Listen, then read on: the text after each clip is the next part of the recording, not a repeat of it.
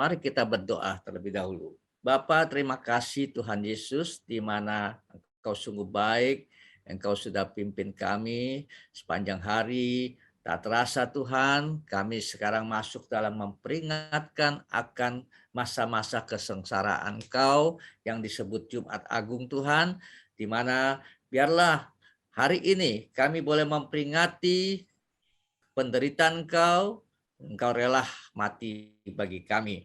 Engkau menanggung dosa kami. Untuk itu Tuhan, kami mau belajar firman Tuhan ini. Biarlah sebelumnya disampaikan, urapi kami semua. Sucikan, kuduskan, layakan kami Tuhan. Supaya firman Tuhan ini sangat bermakna, berarti dalam kehidupan kami. Di mana masa depan kami untuk kami memperoleh kasih anugerah keselamatan darimu. Tuhan, urapi juga lidah bibir hamba.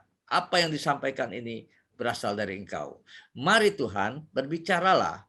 Hamba siap untuk melaksanakan, memberitakan kabar baik ini. Biarlah apa yang hamba keluarkan kata-kata ini berasal dari Engkau. Dan menjadi berkat buat kami semua yang saat ini bergabung dalam ibadah pada menjelang sore, menjelang malam ini. Dalam nama Tuhan Yesus, kami mengucap syukur dan terima kasih. Haleluya. Amin. Shalom. Bapak, Ibu, sahabatku yang terkasih. Lambaikan tangan. Ayo, shalom, salam sejahtera selalu ya. Tuhan Yesus memberkati kita semua. Bahwa hari ini adalah hari yang istimewa. Hari yang penentuan bagi orang yang percaya. Kalau tidak, kita akan sia-sia hidup kita. Karena itulah Tuhan buktikan janjinya. Bapa membuktikan janjinya. Karena begitu besar kasih Allah akan dunia ini sehingga dia karuniakan anaknya yang tunggal supaya barang siapa yang percaya tidak binasa. Dan hari ini saya membawakan satu tema, menanggung dosa manusia. Kira-kira siapa yang dapat menanggung dosa manusia? Apakah sesama manusia? Tidak ada satupun yang dapat menanggung dosa masing-masing, ya. Maka itu mari kita belajar hari ini, di mana tema yang saya ambil ini menanggung dosa manusia terambil di dalam Yesaya pasal 53 ayat 5. Nah, Bapak Ibu, bagi yang ada Alkitab silakan buka. Lebih afdol kalau memang buka Alkitab, ya. Dan juga kalau tidak, kita lihat, simak baik-baik firman Tuhan ini. Nah, Bapak Ibu, hari ini saya ingin mengingatkan kita semua, bukan saja untuk Bapak Ibu, tapi untuk saya juga, bahwa apa yang kita pernah lakukan sejauh mana sampai hari ini kita masih hidup di dalam dunia yang hidup. Apa yang kita sudah lakukan buat Tuhan Yesus?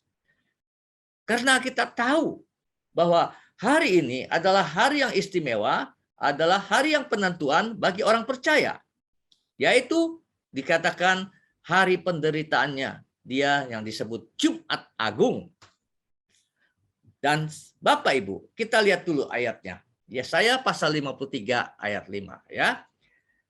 Tetapi dia tertikam oleh karena pemberontakan kita. Dia diremukkan oleh karena kejahatan kita. Ganjaran yang mendatangkan keselamatan bagi kita ditimpakan kepadanya. Dan oleh bilur-bilurnya kita menjadi sembuh. Ini menjadi satu kebanggaan orang yang percaya. Luar biasa. Jadi apa yang dikatakan saat ini, Tuhan menerima sesuatu yang tidak enak ini, yang mengerikan ini, yang menyakitkan ini, yang memalukan ini. Tapi semuanya itu dia ingin supaya ada ganjaran buat orang yang percaya. Ganjarannya mendatangkan keselamatan bagi saudara dan saya. Ditimpakannya kepada dia yang tidak bersalah sedikit pun. Tapi dia mau menanggungnya. Kenapa? Dia ingin setiap orang-orang yang sakit hari-hari ini, apapun sakit penyakitnya, dia kena terluka, teraniaya, mengeluarkan darah, maka disebut bilur-bilurnya itu ada kuasa mujizat terjadi. Bisa mendatangkan mujizat kesembuhan bagi setiap orang yang percaya. Saya mau tanya Bapak Ibu, apakah Bapak Ibu percaya pada Tuhan Yesus? Coba, kalau yang percaya angkat tangan dong. Percaya bahwa Tuhan Yesus bisa membawakan mujizat bagi saudara dan saya. Karena saya seringkali mengalami secara pribadi sakit penyakit yang saya alami. Ketika saya berseru mengangkat tangan berdoa. Luar biasa. Dengan iman percaya yang saya katakan, Tuhan, aku percaya Engkau sanggup menyembuhkan aku. Dan mujizat terjadi. Dan saya percaya bukan untuk saya saja. Untuk setiap orang percaya. Amin. Haleluya. Nah, selanjutnya. Saya mau menceritakan ada sesuatu yang ini cukup unik, ya, bahwa dikatakan ada sebuah cerita, ya, kisah nyata ini, ya. Pada saat itu ada seorang murid yang bernama Sally mengemukakan pengalamannya di sebuah seminarinya. Gurunya ini adalah Dr. Smith yang adalah dosen yang terkenal rumit dan unik. Ada saja yang dibawakan materinya dalam pelajarannya itu yang berbeda dengan dosen-dosen lain. Bahkan, tapi walaupun dia katanya rumit dan unik, tapi dia menyenangkan. Kenapa? Sesuatu yang aneh ini, tapi relevan. Membuat orang terpukau. Dan pengalamannya adalah saat Dr. Smith meminta setiap murid menggambarkan siapa saja yang kamu benci. Dan nanti ditempel di papan sasaran di dinding. Dan setiap murid yang ada yang benci kepada siapa saja yang dia benci, silakan ambil anak panah yang arrow itu, ya, yang buat menyambitnya. Dan yang sangat membenci boleh ambil lebih dari satu. Nah, ini gambarannya. Jadi di sini mereka disuruh menggambar siapa yang dia benci. Nah, akhirnya murid-murid ini dia menggambar sebisanya saja dan mungkin nggak bagus, tapi dia tulis namanya masing-masing yang dia benci. Sehingga gambar ini, umpamanya nih, gambar si Stephen, ya, tapi dia tulis karena dia nggak bisa gambar asal aja, tapi dia tulis Stephen. Nah, dia pajang tuh di situ, di arena tempat yang untuk dilempar, ya, papan itu dipajang. Nah, sekarang kalau kalian benci, silakan ambil itu panah, sambit. Berapa banyak bencinya kamu? Ada yang ambil 3, ada yang ambil 5, ya, karena saking bencinya. Tapi kalau saya sih sama Stephen nggak benci, ya, nggak benci, ya, nggak ada alasan untuk membenci, ya. Kenapa? Dia selalu tersenyum selalu, ya, selalu tertawa walaupun suka dan duka. Nah, singkatnya mereka sambit satu dengan satu, ya. Akhirnya mereka sambit, udah deh si Sally ini yang tadinya dia mau ambil duluan selalu direbut sama teman-temannya, akhirnya nggak kebagian waktu. Dan lonceng berbunyi. Artinya selesailah pelajaran itu. Sally nyesal banget. Ini aku mau lampiaskan nih yang aku benci nih. Tapi nggak ada kesempatan. Tapi sebelum mereka keluar dari ruangan, ini dosen berkata begini, saudara. Sekarang duduk diam. Perhatikan apa yang kamu sudah arahkan anak panah kamu untuk menjadi sasaran yang kamu benci, ya. Oke, perhatikan baik-baik. Nah, sekarang aku buka. Jadi dosen ini dia ambil lampiran ini yang gambar yang lingkaran ini, dia kupas. Dan apa yang terjadi? Ketika dia kupas, di balik lembaran yang lingkaran ini ternyata ada satu gambar yang demikian. Satu gambar yang demikian, akhirnya mereka sampai kaget. Hah? Secara tidak langsung mereka apa yang dikatakan firman Tuhan ini. Ya, akhirnya murid-murid diam terhenyak dan mulai meneteskan air mata. Kenapa? Dan di situ firman Tuhan berkata, Matius 25 ayat 40 berkata begini. Dan raja itu akan menjawab mereka, aku berkata kepadamu, sesungguhnya segala sesuatu yang kamu lakukan untuk salah seorang dari saudaraku yang paling hina ini, kamu telah melakukannya untuk aku. Jadi, setiap orang yang dia benci, dianggap itu sesuatu yang hina, tapi Tuhan Yesus mengakui orang yang hina itu adalah saudaraku.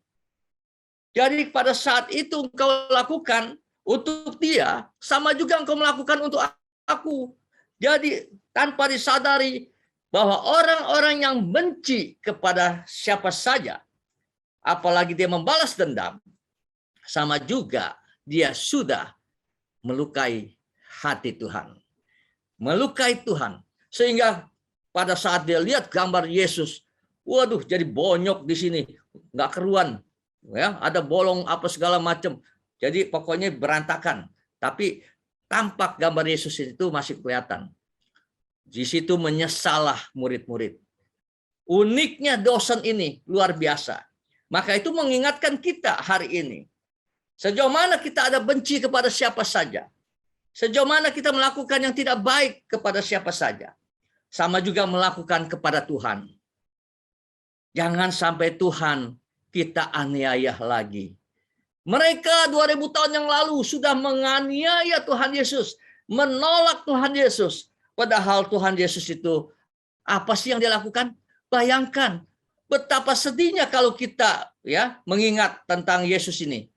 Tidak ada salahnya. Bahkan menolong orang sakit, memberitakan kabar baik. Banyak orang yang sakit disembuhkan. Yang kerasukan setan dilepaskan, bahkan seorang pemungut cukai bertobat. Yang lebih lagi, yang paling spektakuler, Lazarus yang 4 hari sudah mati dibangkitkan. Dahsyat bukan? Inilah Tuhan kita, Tuhan Yesus Kristus. Tapi apa yang terjadi? Dia yang tidak ada salahnya teraniaya saat itu. Dia ditangkap saat itu. Dan apa yang terjadi lagi pada saat pengadilan yang tertinggi itu adalah Kaisar Pontius Pilatus, dan dia mencuci tangan, dia bilang, ini orang tidak ada salahnya, aku takut untuk menghukumnya. Tapi kalau kalian mau menghukumnya, tapi aku mencuci tangan, artinya bukan aku. Engkau yang akan tanggung, dan keturunan-keturunanmu yang akan tanggung dosanya, kata Pontius Pilatus. Waduh, ternyata pada saat itu bagaimana enggak terhinanya. Barabas yang jahat, Barabas yang terkenal, yang sangat jahat, yang ditangkap, yang layak sepantasnya ditangkap, itu menjadi tukaran buat Tuhan Yesus. Mereka semuanya itu, padahal pada waktu sebelumnya itu terjadi, mereka sangat kagum dengan kehadiran Tuhan Yesus. Ketika Yesus datang menghampirin banyak orang yang sakit, orang sakit disembuhkan. Nah, sebelum hari Paskah yang terjadi itu, 6 hari sebelum Paskah, Yesus datang ke Betania, tempat tinggal Lazarus yang dibangkitkan Yesus dari antara orang mati. Dan Yesus diurapi juga oleh Maria kakak Lazarus dengan minyak narwastu yang mahal harganya. Meminyaki kaki Yesus dengan menyekanya dengan rambutnya. Suatu kehormatan yang luar biasa untuk Yesus. Tapi suatu hari baru saja mereka mengeluh-elukan Tuhan Yesus. Pada saat Yesus masuk ke Yerusalem, di tengah jalan mereka menghamparkan namanya daun-daun palem, bahkan baju-baju dihamparkan. Luar biasa menyambut, bahwa dikatakan apa? Yohanes pasal 12 ayat 13.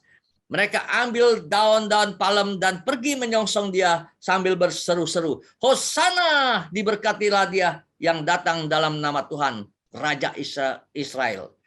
Mereka berseru, Hosana bagi sang Raja, Hosana bagi sang Raja. Mereka kagum pada saat itu, di mana Yesus yang dikatakan dia mendatangkan berkat bagi orang-orang yang susah. Luar biasa bukan? Tuhan Yesus itu, dia memberitakan kabar baik.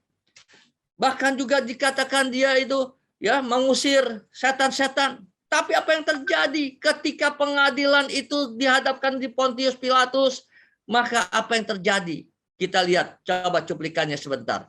Silakan, Teksin. Apakah engkau raja orang Yahudi? Kau sendiri yang menatap raja. Yesus tidak menjawab sekalipun segala tuduhan yang dilakukan. Ini Yesus pada waktu dibawa ditangkap ke menghadap ke raja Kaisar Pontius Pilatus, ya. Kita dengarkan. Jangan kau mendengar itu banyaknya buat mereka terhadap engkau. Yesus hanya berdiam, tidak mengucapkan sepatah kata pun. Membuat sang wali menjadi heran dan berkata, aku tidak mendapati kesalahan apapun yang telah dilakukan oleh orang ini.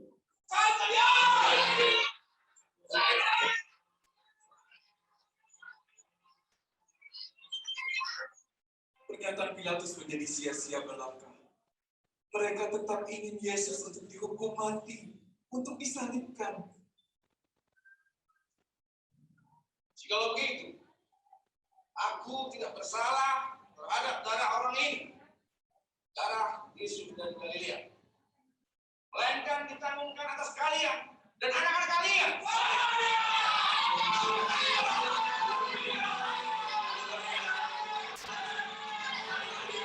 Akhirnya Pontius Pilatus cuci tangan dan menyerahkan Yesus kepada umat Israel pada saat itu. Selanjutnya kita lihat apa yang dilakukannya.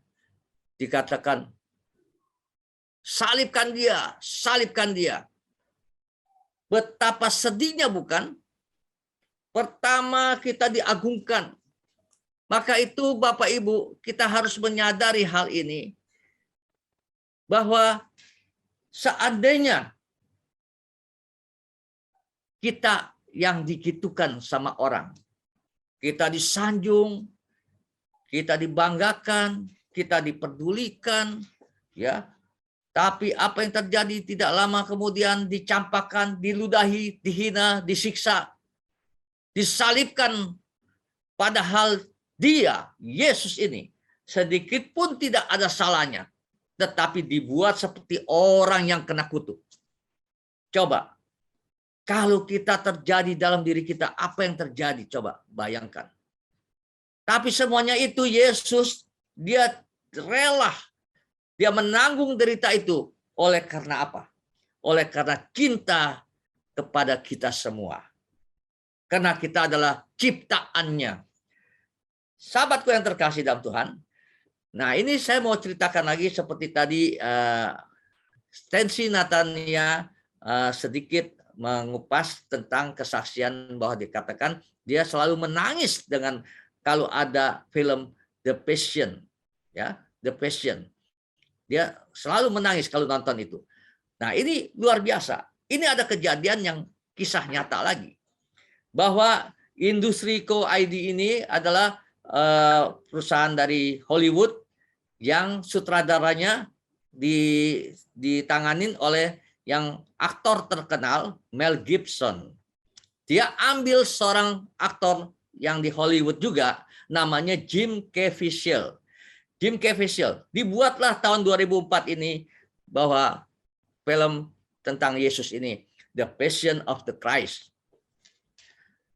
Tapi pada saat itu, ya, dia bergumul. Tapi sih memang akhirnya mendapatkan berkat dari Paus, ya. Dia mendapatkan satu kebanggaan. Tapi ada ceritanya di sini. Jim Caviezel ini pada saat dia menjalankan, dia pertama-tama, waduh, tantangannya ada. Bisa-bisa dia tidak laku nanti. Karena kalau dia dalam melakukan tentang Yesus, pada umumnya banyakkan itu artis-artis itu akhirnya nggak laku. Diboikot oleh orang Yahudi. Tapi luar biasa sampai hari ini dia terkenal. Nih, Jim Caviezel nih. Tapi apa yang dia katakan kesaksiannya nih? Ini ternyata pada saat dia melakukannya, dia menjalankan lakonnya, itu pada saat dia ditaruh salib yang begitu berat di pundaknya, dia sangat kaget sekali dan dia berteriak kesakitan. Tapi dianggapnya itu acting yang paling bagus. Mereka mengira itu acting yang sangat baik. Padahal dia sungguh-sungguh terkejut, salib itu terlalu berat, tidak mungkin orang biasa memikulnya. Namun apa? Sampai dia punya itu pundaknya, ya, dia pada waktu mengangkat dengan sekuat tenaga, terjadi kemudian pada saat dia berjalan bahunya copot. Coba bayangkan, bahunya copot sampai dia langsung tubuhnya dan tubuh saya tertimpa salib yang sangat berat. Karena dia bahunya copot, dia langsung tertindih. Dan apa? Saat itu pun ya dia melolong kesakitan. Disangkanya itu acting yang betul-betul sempurna, saudara. Para kru mengira itu acting yang luar biasa. Mereka tidak tahu kalau pada saat itu dia berkata, itu kecelakaan buat dia. Jadi pada saat itu dia melakukan itu, iblis tidak tinggal diam, saudara. Iblis ingin menggagalkan itu. Tapi luar biasa. Ini James ya, sudah tekad bahwa dia akan memuliakan Tuhan. Nah, yang lebih mengerikan lagi, pada saat sudah itu dia ditanganin, akhirnya dia bisa lagi ya bergerak, walaupun bahunya tadi copot, dibalikin lagi dan akhirnya diikat dan dia bisa lagi. Tapi yang lebih bahaya lagi begini, dia sebenarnya sudah ketakutan, tergantung di atas kayu salib. Itu benar-benar dia yang lakon, bukan pakai stuntman. Di samping pada saat itu dikatakan di bukit yang tinggi, dia merasa adalah objek yang paling tinggi saat itu, dan pada waktu itu cuaca ekstrim. Seperti apa yang dikatakan firman Tuhan, kegelapan datang, halilintar, cegar. Dan itu ternyata benar pada kondisi saat itu. Dan dia berpikir pada saat itu, dia kepengen turun, udah ketakutan sekali, takut disambar petir. Karena pada saat itu halilintar, petir menyambar. Dan dia paling tinggi posisinya itu disalib. Nah, biasanya kalau posisi yang paling tinggi pasti itu halilintar, ya, petir itu bisa menyambar. Ternyata benar. Sebuah sakit yang luar biasa menghantamnya.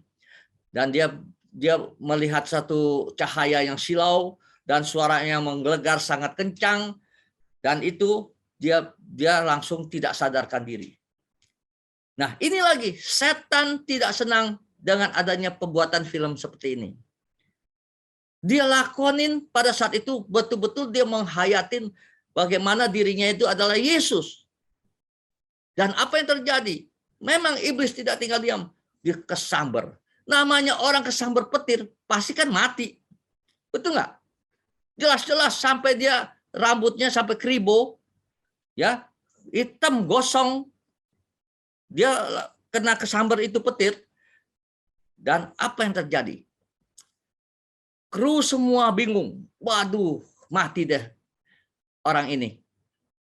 Mereka berkeliling pada saat itu. Dan sambil berteriak-teriak, waduh, bagaimana nih? Kan itu salah satu juga jadi tanggung jawabnya sutradara kan. Tapi untungnya tiba-tiba nggak lama kemudian dia sadar. Wih, luar biasa, dia sadar. Sekujur tubuhnya udah hitam, rambutnya seperti Don King berdiri kribo. Dan dalam kondisi seperti ini mustahil bagi manusia untuk bisa selamat dari hantaman petir yang berkekuatan berjuta-juta volt kekuatan listriknya. Tapi di sini lagi, iblis ingin menghancurkan, iblis menggagalkan, tapi Tuhan campur tangan. Perlindungan Tuhan terjadi di situ, menjadi kesaksian yang hidup. Dan ini kesaksian nyata. Orangnya masih hidup sekarang, artisnya. Dan kesaksiannya pun pernah dikeluarkan, dan di Google pun ada. Anda bisa baca, bisa lihat. Nah, kembali semuanya ini. Bahwa peranan itu menyentuh hati kita. Sesuai tema hari ini, menanggung dosa manusia. maka kita lihat Yesus menyerahkan hidupnya demi hidup kita. Jadi hari ini saya membawakan firman Tuhan dengan tema menanggung dosa manusia. Kata kuncinya bahwa Yesus menyerahkan hidupnya demi hidup kita. Siapa yang amin? Bahwa Yesus menyerahkan hidupnya demi hidup kita. Siapa yang amin? Angkat tangan. Nah, luar biasa. Nah, selanjutnya. Kenapa Tuhan Yesus mau menyerahkan hidupnya untuk menanggung dosa manusia? Hari ini sebenarnya saya mau kupas 3 hal ya. 3 hal. Tapi sebelum 3 hal ini saya kupas, saya ingin mengajak dulu ya, sedikit mundur ya, bahwa sesuai firman Tuhan bahwa ada 3 hal juga bahwa kenapa Tuhan itu mau menanggung dosa manusia. Pertama, bahwa karena begitu besar kasih Allah akan dunia ini, sehingga Dia karuniakan anak yang tunggal, supaya barang siapa yang percaya tidak binasa, melainkan memperoleh hidup yang kekal. Amin. Pasti semua hafal, bukan? Ayo, siapa yang hafal angkat tangan dong. Nanti dapat hadiah. Nah, terus yang kedua dikatakan, karena apa? Di dalam Roma 3 ayat 23, manusia telah kehilangan kemuliaannya. Akibat dosa kesalahan yang diperbuat oleh manusia, maka tidak ada satupun manusia yang hidupnya bersih. Semua sudah jatuh dalam dosa, maka dikatakan manusia telah hilang kemuliaannya. Tidak ada satupun yang luput dari hal ini karena semua manusia telah berdosa. Nah, yang ketiga dikatakan Roma 6 ayat 23, manusia yang sudah jatuh dalam dosa ini dikuasai oleh maut. Kenapa? Karena berbuat dosa itu jadi ada upahnya. Upah dosa adalah maut. Kalau dibiarkan saja sama Tuhan, habislah kita. Semua kita adalah kayu bakar. Amin. Sama juga kita adalah penghuni neraka yang udah pasti. Tapi disinilah kasihnya Tuhan Yesus. Dikasih kasih Bapa ini. Dia turunkan Tuhan Yesus sebagai anaknya. Sebagai anak domba. Untuk disembelih bagi kita. Nah, inilah kebanggaan kita hari ini. Bahwa yuk kita lihat. Untuk apa Yesus menyerahkan hidupnya. Sesuai dari ayat yang tadi Yesaya 53 tadi. Oke, oleh karena apa? Pertama, penyakit kita yang ditanggung. Kedua, karena pemberontakan kita. Ketiga, karena manusia telah berbuat dosa, ya, Tuhan sediakan keselamatan. Jadi dia harus lakukan bahwa apapun yang dia jalankan itu, walaupun menderita, walaupun sampai nyawanya harus dia korbankan, bahkan bukan nyawanya saja, sebelumnya nyawanya dikorbankan, dia menderita luar biasa. Tapi semuanya itu ada 3 hal yang dia inginkan supaya kita ini mendapatkan pemulihan. Sahabatku yang terkasih, yuk kita lihat yang pertama. Ya, mari kita bahas sekarang. Yang ke-1, penyakit kita yang ditanggungnya. Ya, tadi kan saya udah tulis ya 3 hal. Jadi di sini Yesaya 53 ayat 4a berkata, tetapi sesungguhnya penyakit kitalah yang ditanggungnya dan kesengsaraan kita yang dipikulnya. Luar biasa bukan? Begitu ikhlasnya, begitu kita. Ya. Memikul kesengsaraan kita. Jadi betapa bangganya kita memiliki Tuhan Yesus Kristus. Dan apalagi banyak kesaksian yang nyata saat Yesus memberitakan kabar baik dengan murid-muridnya, banyak mukjizat terjadi. Jadi bayangkan, hidupnya tidak ada salah, hidupnya mendatangkan kebaikan, ya, buktinya apa? Buktinya 1, yang lumpuh bisa berjalan. Orang yang lumpuh 38 tahun dia bisa berjalan. Yang buta melihat, Bartimeus sejak lahir buta, dia bisa melihat. Yang kusta tahir, dari 10 orang yang kusta itu dikatakan pergi ke imam, maka 10-nya itu langsung sembuh, tahir. Tapi yang kembali berapa? Berapa banyak yang kembali? Siapa yang tahu? Halo? 10 orang kusta yang datang ke imam pada saat itu dikatakan sembuh total. Tapi yang kembali bersyukur hanya 1 saja. Maka itu, sahabatku, kita lihat begitu baiknya Tuhan dalam hal ini. Belum lagi yang dirasuk setan terlepas. Yang perempuan pendarahan 12 tahun sembuh. Yang mati sudah 4 hari Lazarus hidup kembali. Yang bisu tuli dapat mendengar. Dan lain-lain hal. Banyak kesaksian mujizat-mujizat terjadi. Tapi semuanya itu karena apa? Tuhan mau rela berkorban buat kita. Di situ dikatakan apa? Akibat dosa maka timbul banyak penyakit.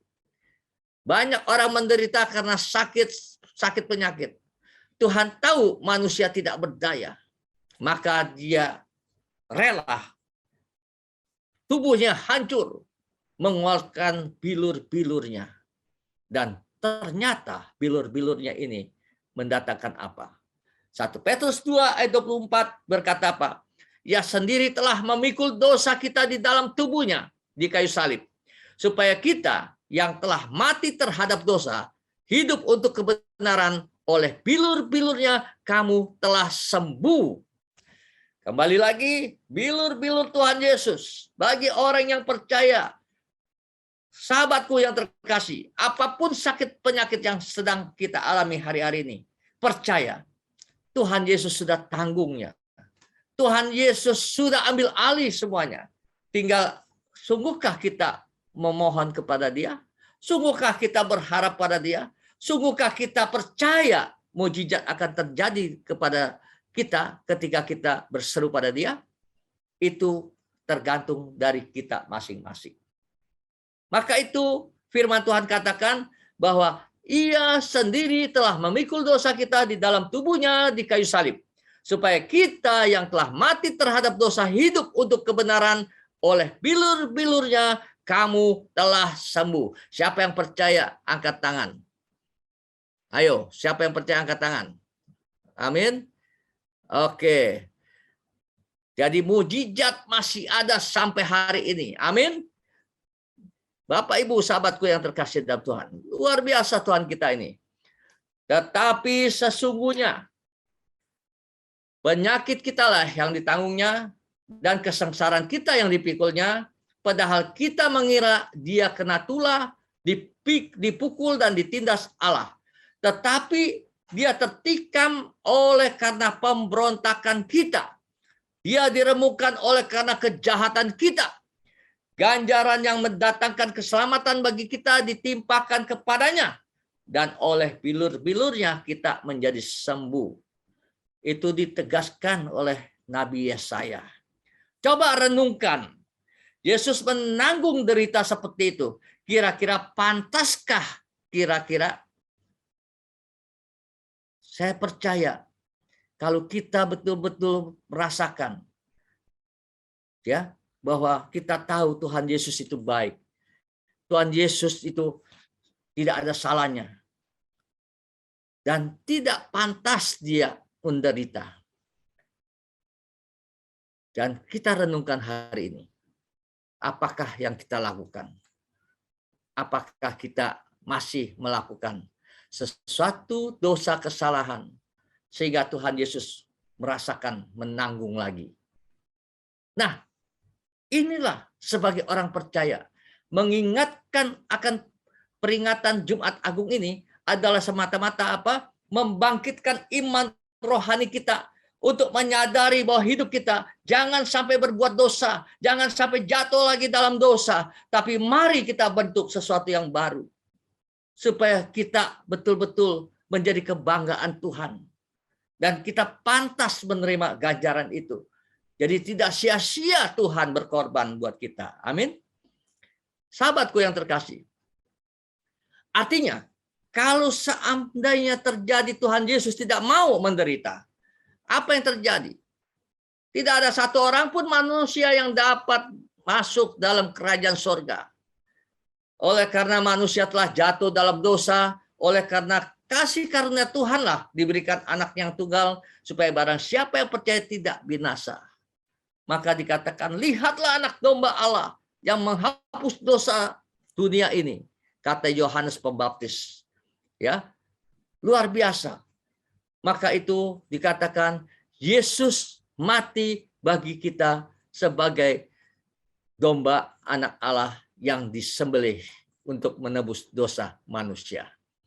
Di dalam 1 Korintus pasal 15 ayat 54 sampai 55, kita boleh bangga. Rasul Paulus bangga saat itu.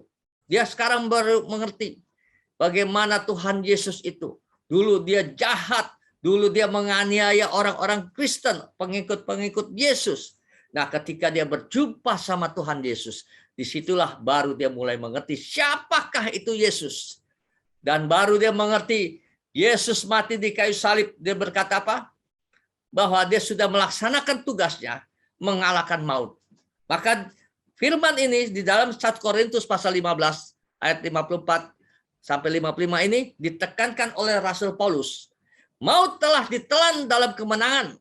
Hai maut, di manakah kemenanganmu? Hai maut, di manakah sengatmu? Karena bukti Tuhan Yesus mati di kayu salib, dia langsung bangkit pada hari yang ketiga. Jadi maut tidak lagi menguasai bagi orang yang percaya. Bagi orang yang berdosa, maut itu akan tetap akan ada. Sehingga orang yang berdosa itu akan mati kekal.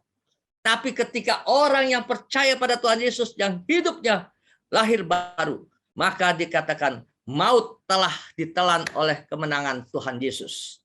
Jadi orang-orang yang percaya yang hidupnya benar, dia akan memperoleh kehidupan yang kekal.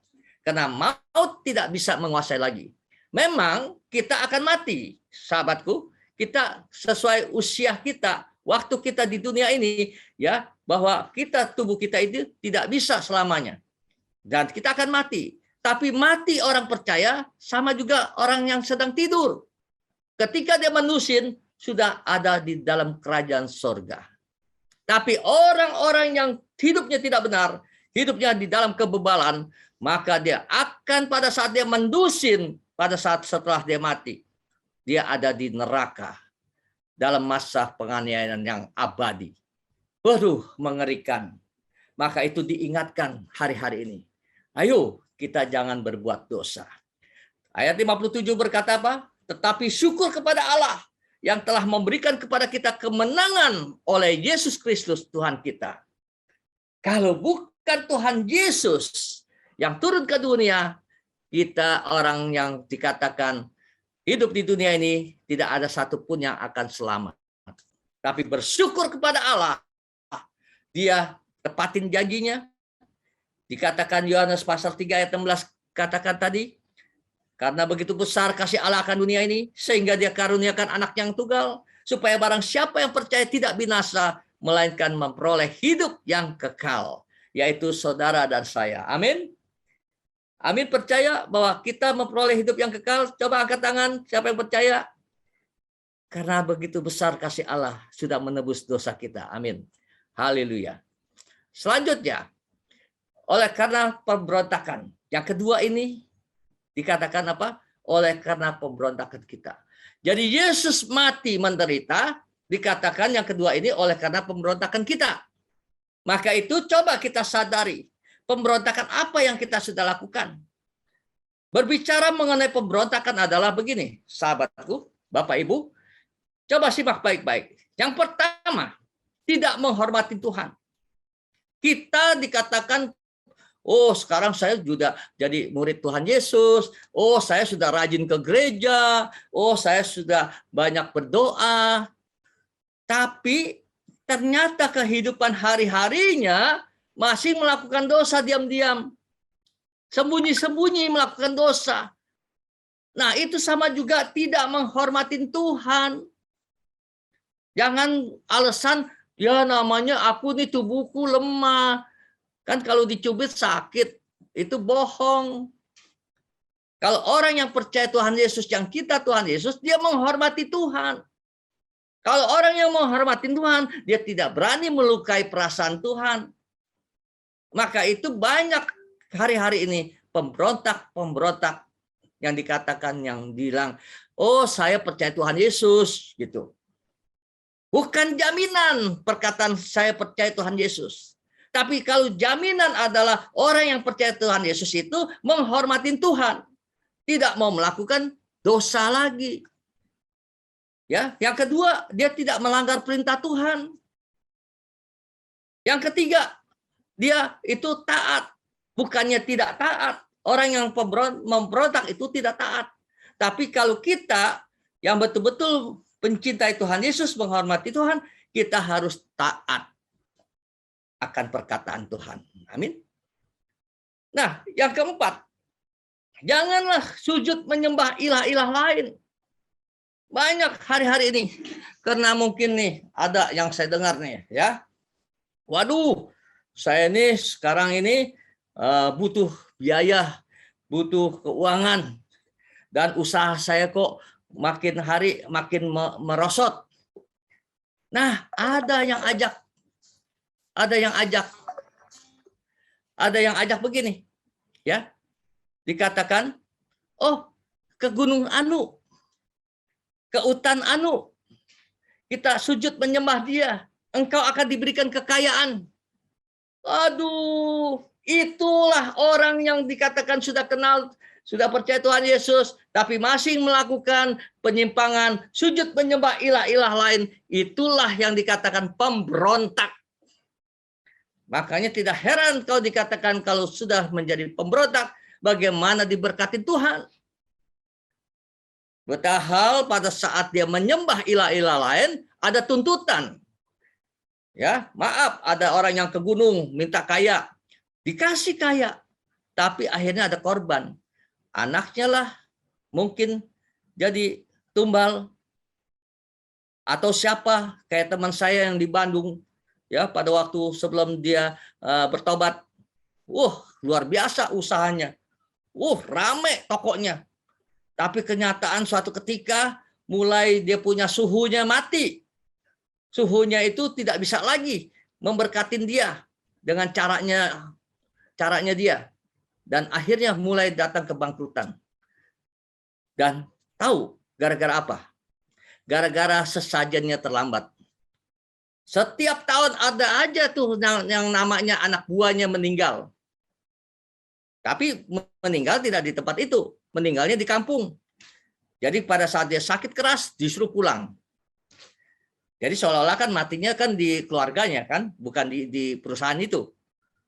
Ternyata dia pernah ada janjian dengan suhunya itu untuk jadi kaya. Luar biasa tadinya kayanya. Tapi ketika sudah mulai terpuruk, hancur habis. Jadi ada tumbal, ada bayar harga. Jadi Bapak, Ibu, sahabatku yang terkasih, harus ketahui, kalau sama Tuhan tidak ada bayar harga. Bayar harganya cuma hidup benar, Tuhan katakan. Hidup kudus, Tuhan katakan. Maka engkau akan diberkati. Tapi kalau itu, janganlah kita coba-coba kepada ilah-ilah lain. Ya, paham ya? Saya tidak perlu jabarkan secara rinci, nanti tersinggung.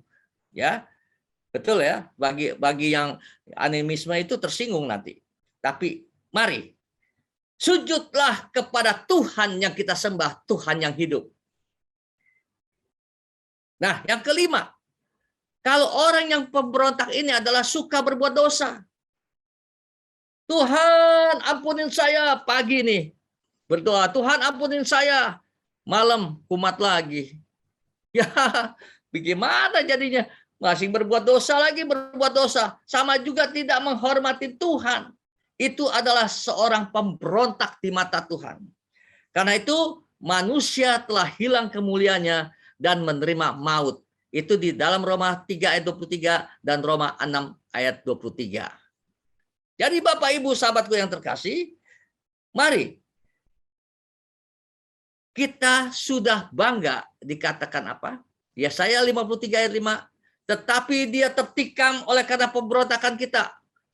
Jadi dia menggantikan pada saat kita memberontak. Kalau tidak digantikan sama Tuhan, pemberontak-pemberontak ini akan sia-sia hidupnya. Dia diremukkan oleh karena kejahatan kita, tapi mendatangkan ganjaran yang mendatangkan keselamatan bagi kita. Ditimpakan kepadanya, dan oleh bilur-bilurnya kita menjadi sembuh. Luar biasa bukan? Tuhan itu, aduh, betapa indahnya kita percaya pada Dia. Betapa bangganya kita mempunyai Tuhan yang luar biasa. Tidak ada yang dikatakan harus, aku sudah kasih ini ya, kamu harus bayar harga ya. Tidak. Tuhan ingin kita memperoleh hidup yang kekal. Makanya dia berikan ganjaran itu untuk keselamatan itu bagi kita. Dia tanggung semuanya itu. Dia diremukkan dan dia betul-betul dianiaya, ditimpa sesuatu yang tidak layak, tapi dia rela. Apa sih pemberontak? Nah, kembali lagi ditekankan nih supaya lebih jelas lagi ya. Tadi kan sudah ya, tidak menghormatin. Nah, pemberontak pada umumnya secara sekuler itu tidak hormat kepada atasan. Betul? Ya. Jadi supaya gamblang nih. Nah, terus tidak taat kepada atasan. Tidak sejalan pola pikirnya. Itu bisa mendatangkan memberontak. Ya, tidak mau dinasihati. Wah, ini nih, kadang-kadang orang suka ngeyel. Kalau dinasihatin, selalu dia punya pendapat sendiri. Tidak mau dinasihatin. Dia merasa dirinya benar. Padahal kekacauan hidupnya. Terus dikatakan apa? Dia suka melawan kepada atasan. Itu sebagai pemberontak. Dan dia cenderung melakukan kejahatan. Dan cenderung mementingkan diri sendiri. Ini ciri-ciri orang pemberontak. Jangan sampai terjadi dalam hidup kita. Apalagi kepada Tuhan yang menciptakan langit dan bumi dan segala isinya, dan kita sendiri diciptakan oleh Tuhan. Masa kita mau melawan Sang Pencipta ini? Sedangkan kalau di sekuler aja nih, di perusahaan aja, tidak hormati kepada atasan, langsung dipecat. Betul kan? Tidak taat perintahnya, udah langsung kena skor.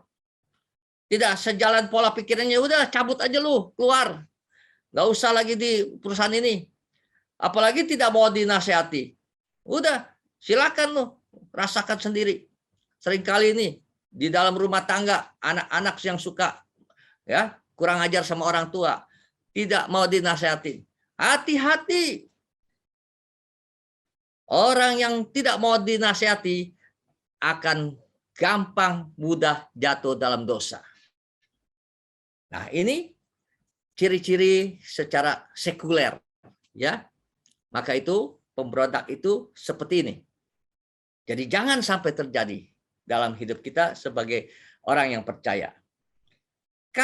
Kita adalah orang percaya yang beruntung sebenarnya. Kenapa saya katakan gitu?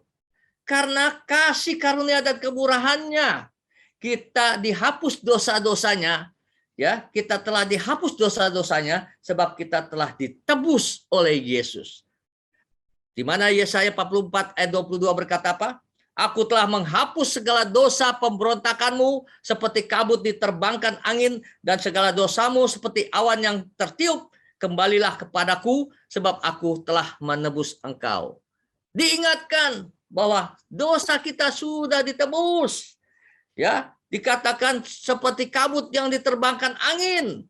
Sudah tidak ada lagi dosa di dalam kehidupan kita ketika Yesus sudah menanggung dosa manusia.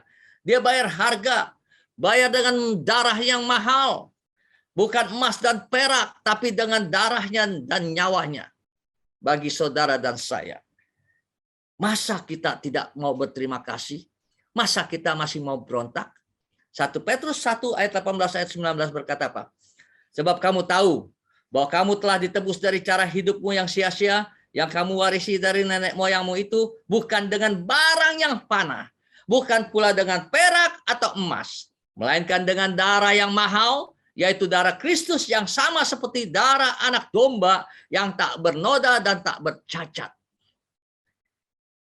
Luar biasa Tuhan kita ini. Dia mau dirinya dibawa ke pembantaian demi saudara dan saya. Coba bayangkan. Kita memperingatkan hari ini Jumat Agung. Masa kesengsaraan Tuhan Yesus. Supaya apa? Supaya kita ingat kebaikan Dia. Janganlah sampai kita menyakitkan hatinya. Nah, selanjutnya. Karena manusia telah berbuat dosa, Tuhan sediakan keselamatan. Ini yang bagian ketiga. Ya, tadi kan pemberontakan yang kedua. Sekarang yang ketiga. Karena manusia telah berbuat dosa, Tuhan sediakan keselamatan. Buktinya apa? Di dalam 1 Tesalonika pasal 5 ayat 9 dan sampai 11 berkata, karena Allah tidak menetapkan kita untuk ditimpa murka. Tuh, sayangnya Tuhan luar biasa. Manusia sudah berbuat dosa, sudah menyakitkan, tapi Dia tetap mengasihi. Dia tidak mau Dia berikan murkahnya kepada kita. Tetapi untuk beroleh keselamatan oleh Yesus Kristus Tuhan kita yang sudah mati untuk kita, supaya apa? Supaya entah kita berjaga-jaga, entah kita tidur, kita hidup bersama-sama dengan Dia. Karena itu nasihatilah seorang akan yang lain, supaya kita itu tidak ditimpa murka oleh akibat dosa. Tapi Tuhan sudah sediakan keselamatan dari Yesus Kristus. Luar biasa Tuhan kita ini. Maka itu Markus 15 ayat 34 sampai 45. Dan pada jam 3 berserulah Yesus dengan suara nyaring. Eloi, Eloi, lama sabachthani.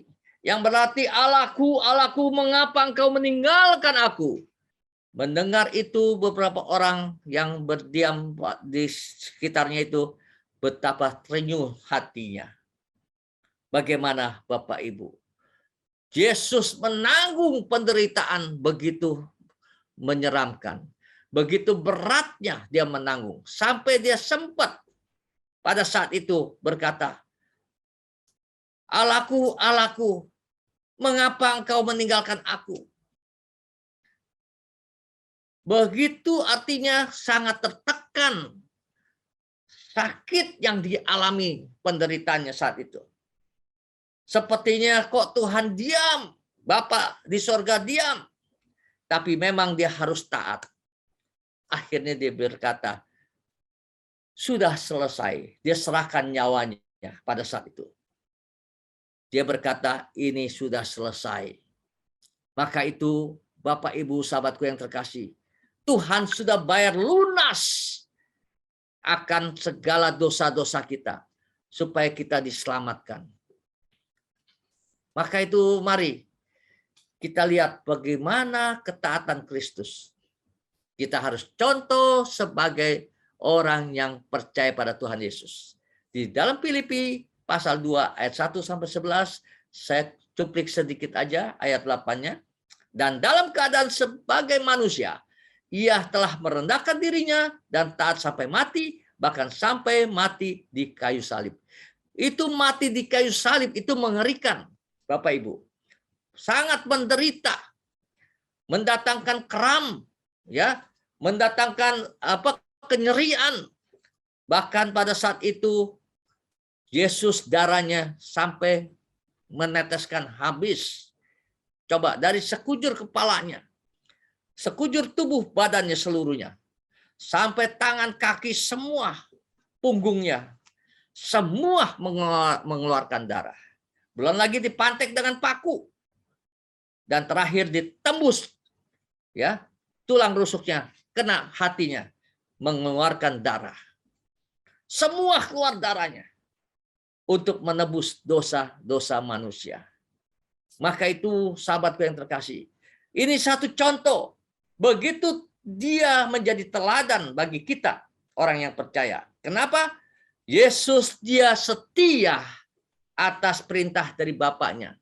Dan dia taat dan dia merendahkan diri. Padahal dia adalah Tuhan yang turun dari surga untuk menjadi manusia. Dia mengosongkan dirinya. Begitu menjadi orang yang terhina. Tapi dia tidak pernah komplain, sahabatku. Maka itu kalau kita dihina orang, gak usah komplain. Ya, bilang aja, puji Tuhan, haleluya. Tuhan Yesus itu lebih dari kita.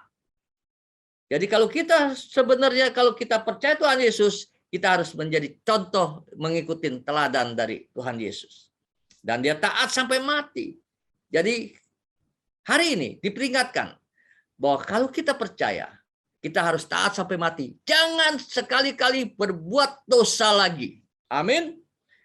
Siapa yang setuju angkat tangan. Jangan berbuat dosa lagi. Sampai hidup kita, sampai dipanggil pulang. Jadi ketika kita dipanggil pulang dalam hidup, dalam kebenaran, upahmu besar di sorga. Haleluya. Amin. Nah, selanjutnya. Kesimpulannya Yesus menanggung dosa manusia dengan membayar hidupnya mati di kayu salib adalah demikian. Yang pertama, diingatkan bahwa penyakit kita yang ditanggung. Amin. Catat baik-baik. Kedua, oleh kenapa? Ya, dia membayar hidupnya di kayu salib itu adalah karena pemberontakan kita untuk dipulihkan. Jadi kita menjadi anak yang layak lagi di hadapan Tuhan. Ketiga, dosa kita sudah dihapuskan. Jangan berkata, aku masih orang yang berdosa. Ada orang yang berkata gini, ya, pernah waktu di penjara itu, ya, teman-teman yang di penjara ini bilang, aduh, aku sudah bunuh orang. Ini dosanya nggak bisa diampunin lagi. Saya bilang salah. Ketika engkau mengaku dosa, Tuhan itu setia dan adil. Maka dia akan menghapuskan segala dosamu ketika kita mengaku dosa. Jadi kalau yang tidak mengaku dosa, maka dosanya tidak akan dihapuskan. Beda. 1 Yohanes pasal 1 ayat 9, boleh baca. Jika kita mengaku dosa, Allah itu setia dan adil, maka segala dosa kita pun semuanya akan disucikan kembali. Luar biasa bukan? Tuhan kita Maha Pengampun. Yang keempat, Yesus menanggung dosa manusia dengan membayar hidupnya mati di kayu salib adalah yang keempat. Dia untuk memberikan ganjaran keselamatan buat kita yang percaya. Oh, hebat banget. Luar biasa Tuhan kita. Padahal kita yang tidak layak, kita yang semestinya harus mati dengan demikian, ya. Kita teraniaya, mungkin dihina, disiksa seperti Yesus. Mestinya kita yang pantas. Tapi Tuhan berikan ganjaran keselamatan buat saudara dan saya. Ini menjadi kebanggaan. Yang kelima, kemuliaan yang hilang dipulihkan kembali. Jadi mari kita bangga bahwa Tuhan Yesus mati tidak sia-sia buat kita. Haleluya. Selamat merayakan Jumat Agung. Mengingatkan hal ini bahwa kita harus menjadi orang yang berubah, bertobat, dan sungguh-sungguh mengasihi Dia.